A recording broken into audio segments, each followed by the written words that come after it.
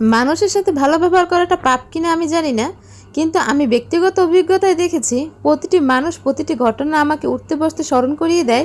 এই দেশে মানুষের সাথে বিনয়ী হওয়াটা, হাসি মুখে কথা বলাটা রীতিমতো প্রথম শ্রেণীর অপরাধ। হ্যালো এভরিওয়ান, আসসালামু আলাইকুম, ওয়েলকাম টু শ্রীজিস ডায়েরি।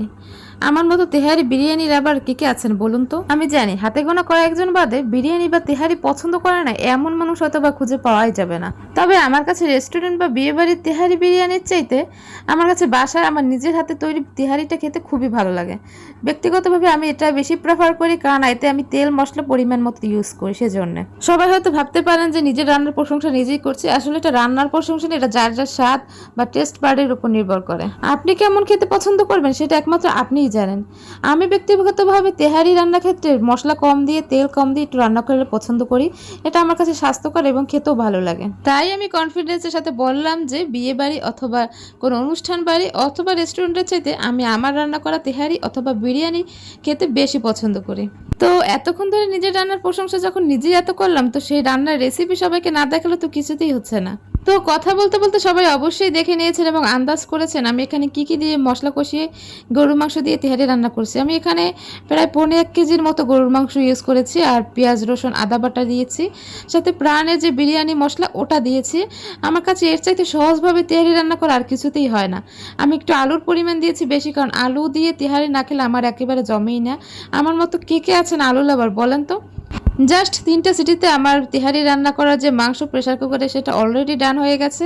এখন আমি একটা বড় কড়াই নিয়েছি, বড় কড়াইতে আমি এখানে পেঁয়াজ বেরেস্তা করে নেব।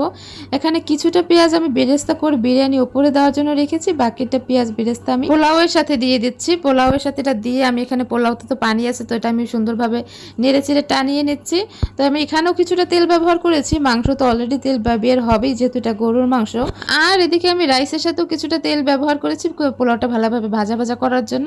এই যে আমার তেহারির মাংস রেডি, তো ভাজা ভাজা হয়ে গেলে আমি এখানে সেই মাংসটা দিয়ে দিয়েছি। মাংসটা দিয়ে কিছুক্ষণ নাড়াচাড়া করে নিচ্ছে, তারপরে লবণ ব্যালেন্স মতো কিন্তু দিয়ে নেবেন, কারণ লবণ দিতে কিছুতেই ভুল করবেন না। লবণ না দিলে কিন্তু স্বাদ কোনোভাবেই আসবে না। ওই যে কথা আছে না, সামান্য তুচ্ছ জিনিস অনেক সময় অপরিহার্য হয়ে যায়, তেমনি এত স্বাদের খাবারও আপনার কাছে স্বাদহীন মনে হবে সামান্য লবণ ছাড়া। তাই লবণের ব্যবহার এখানে মাস্ট করতে হবে এবং পরিমাণ মতোই করতে হবে। তো আমি এখানে যে পরিমাণ মতো পানি দিয়ে ঢাকনা দিয়ে এটা লো হিটে 20 মিনিটের মতো রেখেছি। এই যে আমার এখানে কিন্তু পুরোপুরি হয়নি, এটা হাফ ডান হয়েছে, প্রায় 60% হয়ে আসছে। এটার গায়ে কিন্তু অলরেডি অনেক পানি আছে। আমি এটা দমে বসিয়ে আরও কিছুক্ষণ এটাকে রান্না করব, তারপরে দেখুন এরকমের পর্যায়ে চলে আসছে। কি এটাকে দেখে কি পারফেক্ট তেহারি মনে হচ্ছে না? এর থেকে বেটার করার কি কোনো প্রয়োজন আছে? তাই তো এখন আমি তেহারির উপর বেরেস্তা ছিটিয়ে দিচ্ছি, তারপরে তো এটা আমি গরম গরম পরিবেশন করব আজকে ইফতারিতে। তো কেমন হলো আমার তেহারি রান্না? তেহারি রান্নাটা পছন্দ হলো সবাই বাসায় অবশ্যই ট্রাই করবেন। সবাই ভালো থাকবেন, সুস্থ থাকবেন, স্মৃতিস ডায়েরির পাশেই থাকবেন। আজ এ পর্যন্ত, ধন্যবাদ।